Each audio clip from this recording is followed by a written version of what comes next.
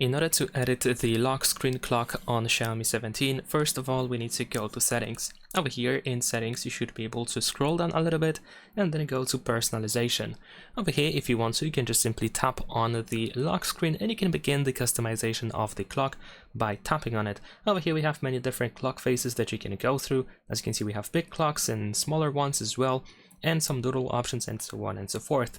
Afterwards, you can also go to the font category and you can find additional settings. Depending on the face that you decide to use, you may find different options. For example, in the case of this classic one, we have the font selection, the thickness of the font, and we have some effects that we can use like solid or blend, and also we can choose the color for the time and the color itself. But in the case of these bigger clocks, like let's say I'm gonna choose this one, we have less options in terms of the font selection, but we have one additional effect that we can use, for example. And there we go. Once you are done with the customization, you can of course tap on apply in the upper right corner in order to save your changes. Besides that, remember that you can go to the lock style in here in order to find some of these presets that you might want to take a look at, or maybe even use if you decide to to start with that. You can just begin with anything that you have in here and you can start customizing from this point over here. And that is pretty much it.